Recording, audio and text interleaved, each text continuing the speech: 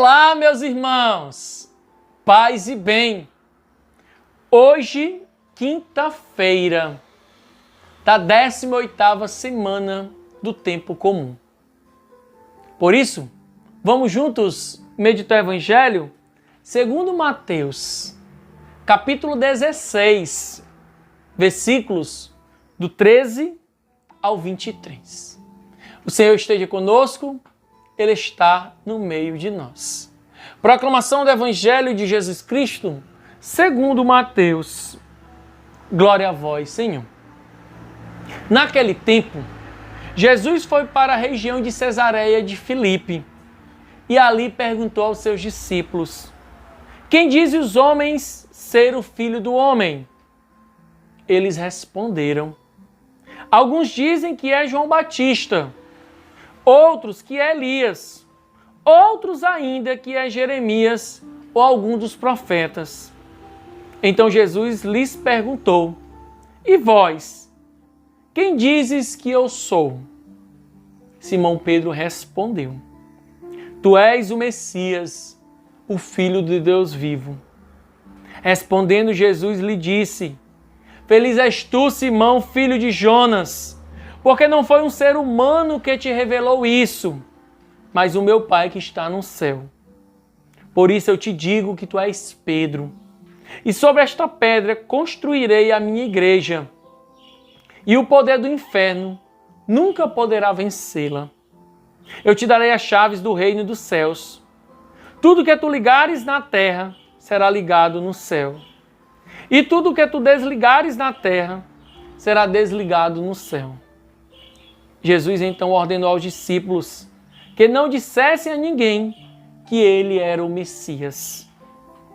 Jesus começou a mostrar aos seus discípulos que devia ir a Jerusalém e sofrer muito da parte dos anciãos, dos sumos sacerdotes e dos mestres da lei, e que deveria ser morto e ressuscitar ao terceiro dia. Então Pedro tomou Jesus à parte e começou a repreendê-lo, dizendo: Deus não permita tal coisa, Senhor, que isto nunca te aconteça. Jesus, porém, voltou-se para Pedro e disse: vai para longe, Satanás. Tu és para mim uma pedra de tropeço, porque não pensas as coisas de Deus, mas sim as coisas dos homens. Palavra da salvação. Glória a vós, Senhor. No Evangelho de hoje, nós temos aqui algo muito importante para meditarmos. Primeiro, Jesus ali, com os seus discípulos, ele quer saber o que andam dizendo que ele é. O que o povo, depois de estar ao lado do Senhor, de escutar o seu ensinamento, de ver os milagres, os sinais, o que eles dizem ser o Filho do Homem. E aí, pelo que os discípulos falam, o povo não tem nenhuma certeza de quem ele é. Mas quando Jesus se volta para os discípulos e diz: e vós, quem dizeis que eu sou? Pedro toma a iniciativa e diz: tu és o Filho de Deus, tu és o Messias, tu és aquele que devia vir para nos salvar. E aí Jesus olha para Pedro e diz: Pedro, feliz és tu, porque não foi o homem que te revelou, mas foi Deus que revelou isso a ti. Por isso tu és Pedro, e é sobre esta pedra que eu irei edificar a minha igreja. E aí o que é que acontece? Logo em seguida, quando Jesus começa a dizer toda a sua trajetória, toda a sua paixão, morte e ressurreição, Pedro, que há pouco faz uma profissão de fé, que há pouco é chamado de pedra, onde será ali a pedra fundamental da igreja, que receberá as chaves do céu, ele passa a ser uma pedra de tropeço. Por quê?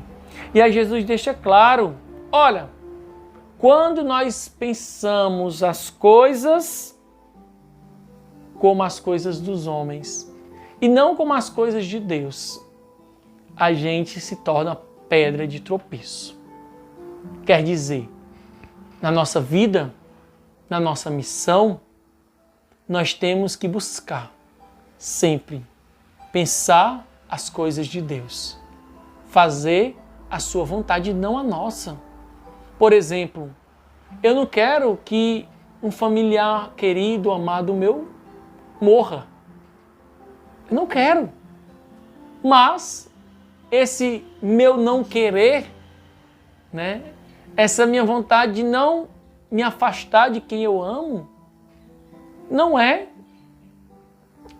uma vontade que brota do coração de Deus. Não é a vontade de Deus. Não é um pensamento de Deus. Porque Deus chama aqueles que devem chamar, na hora que devem ir ao seu encontro.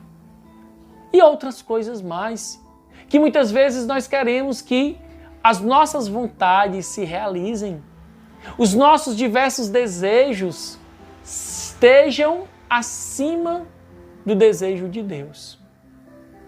Dessa forma, meus irmãos, a gente deixa de ser uma pedra fundamental e passa a ser tropeço nas nossas próprias vidas e na vida do outro.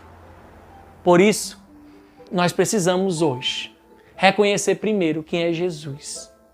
E diante dele é necessário tomar uma posição de quem é ele para nós e de quem somos nós para ele.